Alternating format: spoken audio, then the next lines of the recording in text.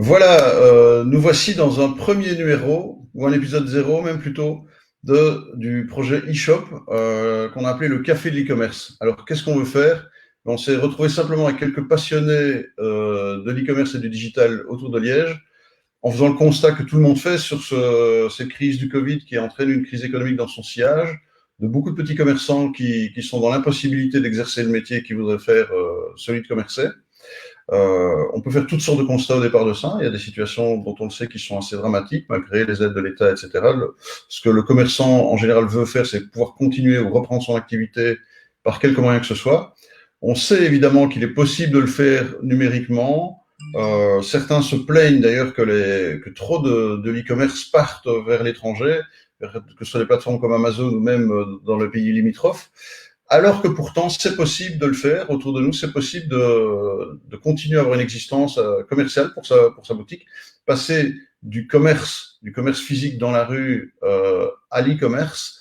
Et on va essayer d'illustrer ça. J'ai 3-4 intervenants qui vont m'aider à en parler. On va commencer par parler de quelques exemples avec Clément Jadot.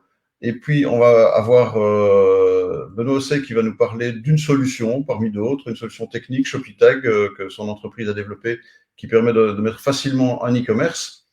Pourtant, malgré cette simplicité, ça n'a peut-être pas l'air aussi simple. On va essayer de comprendre pourquoi. Et pour ça, on a nos amis des étudiants de l'ELMO et de l'agence étudiante, le Bocal, qui vont venir nous expliquer comment ils vont mener une enquête pour essayer d'éclaircir un petit peu tout ça. Donc voilà, bienvenue dans ce numéro 0 du Café de l'e-commerce. On va discuter de l'e-commerce à Liège et de comment on peut l'aider. Et alors, première invité que j'accueille pour en parler, c'est mon ami et collègue même Clément Jadot, qui est aussi le co-rédacteur en chef de Boulette Magazine, un webzine liégeois bien connu que vous connaissez sans doute, 25 000 followers sur Facebook, etc. Et Clément suit évidemment tout ce qui anime la vie liégeoise, en particulier, il me semble que le côté culinaire est bien suivi. Donc Clément, bienvenue. Est-ce que tu veux nous parler de quelques exemples que tu as vus soit de restaurateurs, mais il y a d'autres commerces, tu m'as parlé de fleuristes et tu m'as parlé de cafés qui ont fait le pas d'avoir une présence numérique et qui, grâce à ça, peuvent continuer leur activité. Voilà, bonjour Roald. Effectivement, c'est vrai que dans le cadre des activités de Boulette Magazine, nous sommes souvent amenés à être en contact avec des commerçants, des entrepreneurs et plus généralement toute une série de citoyens qui mettent en avant des initiatives.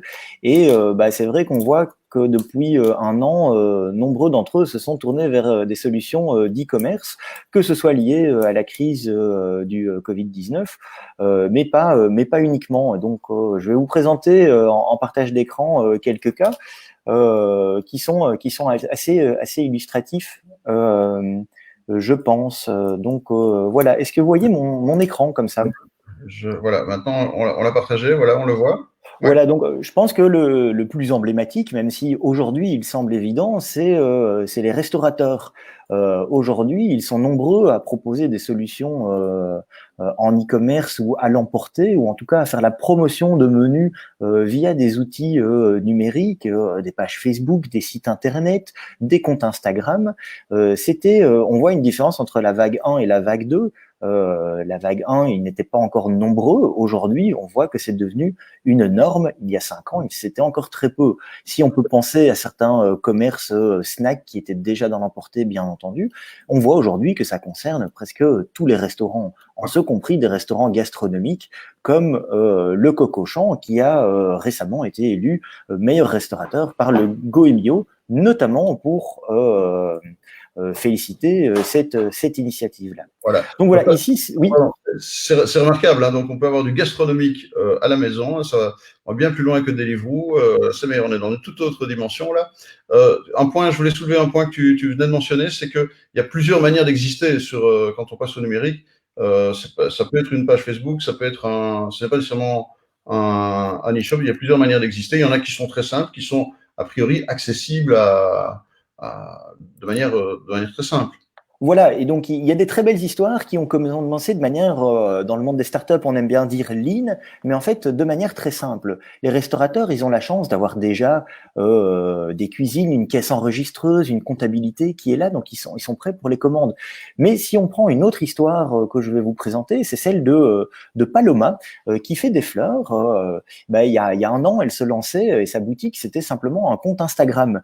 Et donc elle postait des beaux bouquets et elle proposait, elle enregistrait des commandes, elle était très réactive via la messagerie, le chat d'Instagram, et ça fonctionnait de manière extrêmement simple. Ça veut dire que quand on voulait un bouquet, on recevait les informations, le compte IBAN, on versait et dans la journée ou sur une date convenue, elle passait livrer des fleurs. Plus simple que ça, finalement, c'est difficile à faire. Ici, on n'a pas de plateforme d'e-commerce, etc. en tant que tel. Ça fonctionne sur la confiance. On n'achèterait pas à l'autre côté du monde en versant sans garantie peut-être. Avec un commerçant local, on est beaucoup plus enclin à le faire. Et aujourd'hui, elle se lance d'ailleurs plus activement puisque dans quelques semaines, elle va lancer son magasin physique de vente de fleurs. Est-ce qu'il n'y a pas aussi un atout que peut avoir le commerçant local, que n'aura pas une grande plateforme impersonnelle, c'est ce côté conversation. On le sait depuis le Clue Train Manifesto, qui est une légende, enfin un document important du monde du numérique. Les marchés sont des conversations. Donc, quand on est sur Instagram ou sur Facebook, sur des réseaux sociaux, on peut engager une conversation. Finalement, on devient familier avec les gens à qui on s'adresse. Est-ce qu'il n'y a pas cet effet-là qui peut marcher encore plus avec le petit commerce local qui retrouve là sa familiarité avec ses clients? Voilà, je pense que c'est quelque chose, c'est essentiel même aujourd'hui, et c'est un élément sur lequel le commerce de proximité peut clairement s'appuyer. C'est que chez de nombreux internautes, il y a encore une certaine méfiance à acheter en ligne. Je pense que les barrières sautent quand on peut identifier la personne avec qui on parle, ou quand on sait que c'est une adresse qui existe physiquement et pas un entrepôt, on ne sait pas bien où, de l'autre côté de la terre. On est beaucoup plus enclin à, comme ça, verser de l'argent sur un compte en banque Ouais. sans même garantie de carte de crédit ou passer par un intermédiaire de type PayPal. Toutes ces barrières-là sautent et donc clairement, il y a une proximité sur laquelle les commerçants locaux peuvent jouer. Je Ouais. pense que les exigences ne sont pas les mêmes aussi en termes de délai. On ne va pas demander 24 heures de livraison comme d'autres grandes plateformes. Oui, il y a sans doute une carte à jouer là-bas. On l'a pas parmi nos invités aujourd'hui, mais on l'aura certainement une autre fois. C'est Rayon Neuf, qui est un service de livraison par vélo à Liège et qui fait du same day, c'est-à-dire il livre le jour même. Il m'expliquait qu'on pouvait passer une commande à 14 heures et qu'elle était livrée entre 17 et 18 heures le jour même dans certains cas de figure. Donc ça, c'est quand même un atout dont nos commerçants et les consommateurs feraient bien de s'inspirer, parce que ça, Amazon ne sait pas le faire, hein. En tout cas pas Oui, en Belgique aujourd'hui. et ce genre de services sont généralement très compétitifs aussi en termes de prix, puisque les tarifs pratiqués par des grandes sociétés, Amazon, Zalando, etc., ne sont pas accessibles aux particuliers. Finalement, un tarif post pour un petit commerce ne va pas être pricé comme pour une grande entreprise. Ok, ok. Donc merci Clément. Avec toi, on a déjà fait un premier tour d'horizon de tiens, ça existe, c'est possible, des gens s'en sortent. Je ne sais pas si tu as un dernier conseil à donner à quelqu'un qui voudrait se lancer. Mais je dirais que c'est oser, c'est être présent. Et le revers de la médaille, par contre, c'est d'être réactif. Donc les gens sont enthousiastes, mais il ne faut pas les refroidir. Et donc parfois, ça implique quand même d'être un peu pendu à son téléphone et répondre à des sollicitations à toute heure. Ok, Voilà. voilà, un bon conseil, ça va répondre. Ok, merci Clément pour ces exemples. On se retrouve bientôt. Évidemment, les gens peuvent te retrouver les commerçants dont tu as parlé sur Boulette Magazine. Ah oui, tu as peut-être une petite chose à nous parler, c'est qu'au-delà du webzine, vous préparez le lancement imminent d'un magazine papier, Siro. On va quand même avoir envie d'un petit scoop là-dessus. Voilà, bah donc le 1er décembre, nous lançons en parallèle, c'est le petit frère de Boulette Magazine, c'est Siro Magazine qui existe papier uniquement. Et, Bien sûr, euh, je ne sais et, et pas, voilà, mais entre Boulette et Siro, après ça va être péqué, je sens, je sais pas quoi, mais voilà, on reste dans ouais, un univers qui est familier. Et donc voilà, on donne rendez-vous à tous les Liégeois pour le découvrir à partir du 1er décembre. Et comme nul n'est prophète en son propre pays, bah, nous aussi, on a mis en place une petite plateforme d'e-commerce pour se le procurer, mais vous en apprendrez plus bientôt. d'accord. Merci. On mettra les liens, bien entendu, en dessous de la vidéo sur la page e-shop sur Facebook, i-shop ou i-espace shop pour nous retrouver. Merci Clément. Merci Clément. À bientôt. Voilà, donc avec Clément, on a vu quelques exemples. À présent, deuxième chapitre, on va voir avec Benoît Ossé, qui est un développeur qui a lancé une start-up assez remarquable de développement de sites e-shop, que c'est possible de le faire simplement. Donc, on va accueillir Benoît. Je le rajoute à notre stream. Voilà. Bonjour Benoît, merci de libérer un peu de temps pour nous parler. Donc, toi, tu es à la tête de la société qui a développé Shopitag, shopitag.com. C'est une solution parmi d'autres, mais la tienne, évidemment, elle est locale, elle est liégeoise, on va dire, au sens large. Est-ce que tu veux nous en parler et, au-delà de l'outil, nous parler d'histoire de commerçants que ça a rendu possible? Oui, tout à fait, avec grand plaisir. En fait, Shopitag est parti du concept et du constat que l'e-commerce était souvent approché de façon assez ambitieuse, mais la réalité des faits était une toute autre histoire. Les chiffres peut-être, Bicommerce, donc la fédération des e-commerçants, a fait l'étude qu'un e-commerçant en Belgique sur 3 réalise moins d'une vente par mois et moins de 1 000 euros de vente annuelle. Donc cela, c'était il y a 1 an et demi, donc avant forcément cette crise qui nous occupe. Et donc, c'est un fait que vendre en ligne, c'est pas aussi simple qu'il n'y paraît. En termes de connaissances, en termes de budget, en termes de temps, c'est un vrai investissement, une vraie démarche dans laquelle il faut s'inscrire. Et c'est partant de ce constat que l'on a décidé de créer un outil qui permet à tout un chacun, n'importe quel commerçant, d'avoir un canal de vente digitale simple, efficace, qu'il puisse mettre en place lui-même, sans avoir de grandes attentes et de grandes ambitions, mais qui puisse lui permettre d'avoir cette présence digitale et de pouvoir vendre très facilement. Ouais, tu peux nous faire une petite démo, c'est possible, tu peux nous présenter nous partager un écran? Oui, bien entendu. Donc, je vais partager mon écran. Ça marche avec les aléas du direct. Voilà. Attends, donc, tu peux me dire peut-être un second. Je dois l'activer. Attends, il faut que ce soit activé chez toi et puis chez moi. Non, je ne le vois pas encore apparaître. Voilà. Attends. Voilà. Voilà, donc je ne vais pas montrer tout le processus de création, mais grosso modo, notre promesse, c'est qu'en moins de 30 minutes, un marchand peut déjà être en ligne avec quelques produits et pouvoir commencer à vendre. Donc, on est vraiment sur 30 minutes. Ici, j'ai 2 petites boutiques que je souhaite mettre en avant. La première, c'est Simonette à bicyclette. C'est une liégeoise et qui vend des accessoires zéro déchet. Donc, ça s'inscrit totalement dans l'air du temps. Très chouette boutique, elle a pris du temps pour faire de belles photos et donc vous pouvez voir tout son assortiment, acheter des différentes variations de produits selon les motifs par exemple, et alors tout un processus d'achat qui est extrêmement simplifié également pour ses clients. Ce qui est également intéressant de savoir, c'est que l'on supporte la livraison, le retrait en magasin et la vente virtuelle pour des services. Un autre exemple ici, c'est XYZ, qui est un coiffeur à Accourt, près de Visé, qui, en gros, en 1 journée et demie, a mis en place cette boutique avec tous les produits et le lendemain, réalisait déjà ses premières ventes. Donc voilà, les coiffeurs sont fermés. Ils ont directement sauté sur l'occasion pour pouvoir créer leur boutique et pouvoir continuer à quand même réaliser du chiffre via le web. Oui. Donc ta solution permet de rendre possible des choses pour des petits magasins, mais j'ai cru comprendre que tu travailles aussi à plus grande échelle si besoin. Tu viens de signer un partenariat avec L'Oréal, si je ne m'abuse. Tu veux nous en dire un mot? Oui, tout à fait. Depuis maintenant 2 semaines, L'Oréal en fait offre Shopitag à tous les coiffeurs de Belgique.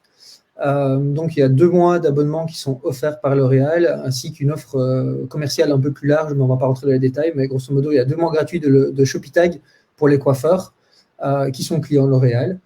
Et donc, normalement, ils ont reçu une communication de L'Oréal qui leur permet de bénéficier de cette offre. Et donc, notre modèle est également de fonctionner avec ce genre de partenariat, via des plus grosses sociétés qui peuvent toucher un écosystème de gens pour qui Shopitag peut réellement faire du sens. Ok, super. Ok, merci de nous avoir présenté tout ça et bravo pour ce qui est réalisé.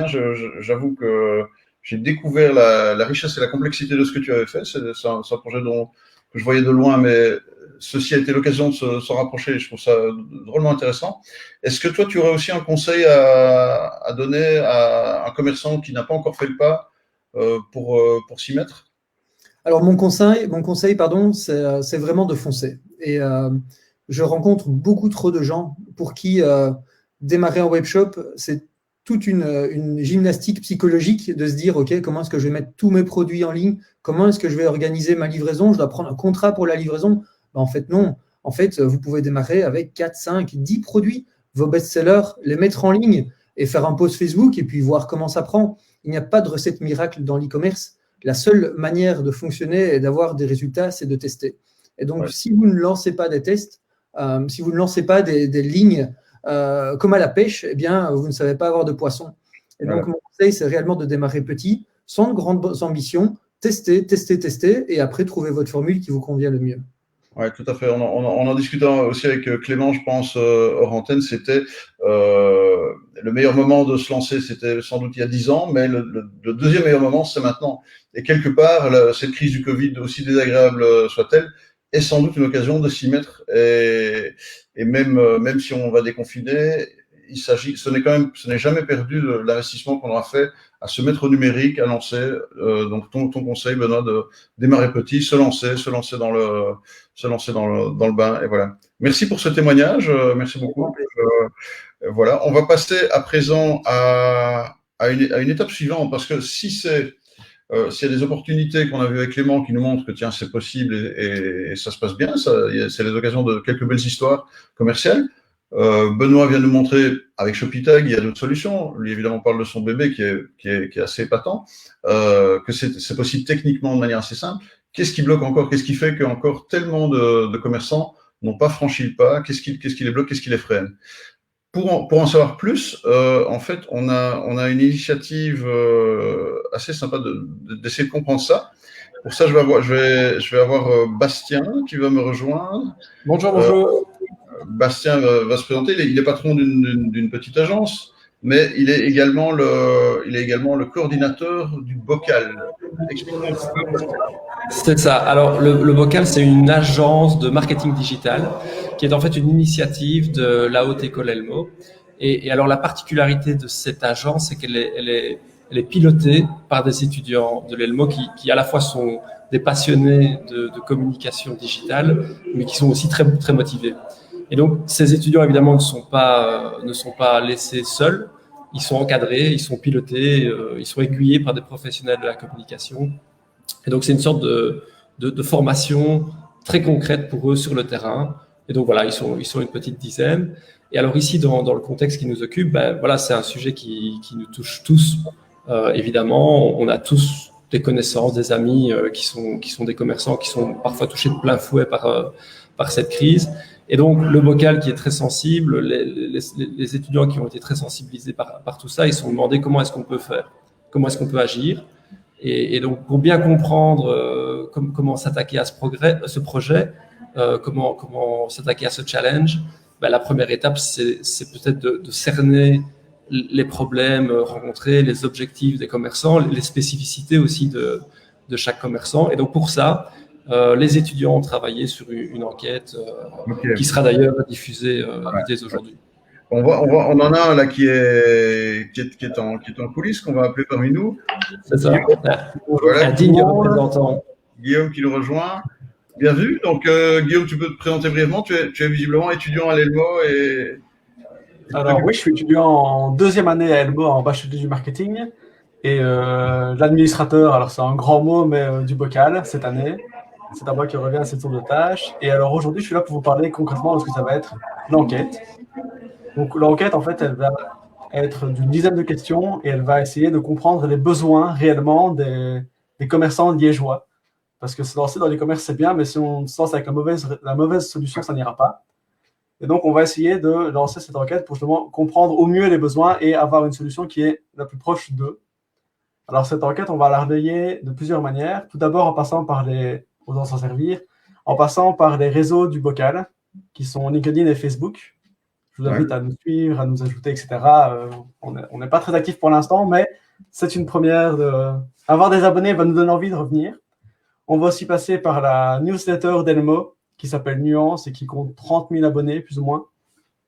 Et alors, enfin, elle sera disponible sur cette page Facebook-ci, normalement dans le courant de la semaine. Voilà. Ok, très bien. Et je pense, c'est évidemment un projet qu'on trouve très sympa et qu'on va relayer, via nos canaux, nos réseaux. J'imagine que Boulette aussi pourra aider à relayer ça. Enfin, je ne vais pas m'engager pour Clément, mais voilà. Donc le but de cette enquête, c'est de comprendre, tiens, quels sont les freins, quel est le contexte d'abord de ces commerçants, quels sont leurs problèmes, qu'est-ce qu'ils ont déjà fait, sans doute. Hein, ce qu'ils ont là, ce qu'ils ont fait et qu'est-ce qu'ils ont fait. Voilà. Ok, donc ça, c'est sans doute une première bonne étape qui va nous permettre de comprendre quels sont les freins. Si les choses sont possibles, on l'a vu avec Clément. Si les solutions techniques simples, extrêmement simples même, on l'a vu avec qu'est-ce qui les bloque? C'est ce qu'on va essayer de comprendre avec votre enquête. Donc, on va demander aux gens, c'est partager là si cette cause d'essayer d'aider et de comprendre comment on pourrait améliorer les possibilités du commerce liégeois à devenir e-commerce, c'est certainement une des choses qu'on peut essayer de faire ici dans ces cafés d'e-commerce. Voilà. Ben, merci à vous. Je ne sais pas si l'un de vous a un conseil ou envie d'envoyer un message à ces personnes ou à ceux qui vont se lancer. Oui, je pense qu'on a un peu le même conseil que Clément et Benoît, c'est qu'il faut oser et il faut peut-être dédramatiser le côté impressionnant de l'e-commerce parce que maintenant il existe plein de solutions et le digital permet de réagir très vite et quand on est bien entouré, on peut proposer des solutions très rapidement à ses clients. Ok, très bien. Ben voilà, merci à vous. On ne manquera pas de relayer votre enquête. Elle sera visible, en tout cas, elle sera visible sur vos canaux. Elle sera visible aussi, on va la rajouter en lien sur la page e-shop sur Facebook, en dessous de cette vidéo. Merci et longue vie au Bocal. Hein, c'est un projet super sympa. Petit clin d'œil au passage à notre ami Jérémy Cormand, qui, je pense, a été bien impliqué dans le lancement du Bocal il y a Oui, effectivement. Chouette initiative et merci à Bastien et aux autres professionnels, à Françoise Gabriel, je pense, la prof qui accompagne tout ça, donc l'énergie qui se trouve là-bas. Bravo à vous et merci. Voilà, on arrive un peu à la fin de ce premier café de l'e-commerce, cet épisode 0. Il y a plein de choses à régler, par exemple un éclairage dans ma pièce quand la nuit tombe. On a essayé, oui, je vais enlever quand même, revenons au café de l'e-commerce. On a essayé de vous présenter quelques éléments pour démystifier un petit peu, montrer que des choses sont possibles. L'exemple de Clément, qui a des belles histoires. On peut vendre des bouquets de fleurs, ça peut se faire via Instagram, via un e-shop, via Facebook. Beaucoup de chemins sont possibles. L'e-shop dédié est sans doute la voie royale et elle-même, celle-là est accessible aussi avec des solutions comme Shopitag. Benoît n'a pas parlé des prix, mais je peux vous dire que c'est relativement bon marché. On arrive à des tarifs à 30, 50 euros par mois pour avoir une présence dans un shop comme ça. Donc le prix ne devrait absolument pas être un frein. On verra d'autres solutions, on va faire d'autres numéros de ce café de l'e-commerce. Vous verrez qu'il y a d'autres solutions. On parlera avec nos amis de Cult Social également, de l'initiative de Essentiel.shop avec Carole N et une série de bénévoles autour de ça. Il y a un autre projet fantastique que j'ai découvert récemment qui est le marché de Noël unique et fabuleux de Kathleen Jaminon et Fred Beguin. Qui ont organisé ça pour les créateurs. Donc, il y a vraiment toutes sortes de solutions qui existent. On va essayer de les mettre en avant, de les amener un petit peu à la lumière, d'inspirer les commerçants. N'hésitez pas à nous contacter. Si vous êtes vous-même fournisseur de solutions, si vous êtes commerçant qui a fait le pas de l'e-commerce, si vous êtes commerçant qui n'a pas fait le pas de l'e-commerce, on va essayer d'engager la discussion pour faire monter le niveau, réveiller un petit peu tout ça à l'approche des fêtes. Confinement ou pas, on a envie que ça bouge, que ça continue à bouger. Ce n'est pas pour rien que Liège est la cité ardente. Et comme disait, je pense, mon ami Clément, à Liège, on est la capitale de rien, mais on ose tout. Voilà, c'est sur ces paroles que je vais vous laisser. Pensez à liker cette page e-shop, regardez les liens, portez-vous bien et à très bientôt.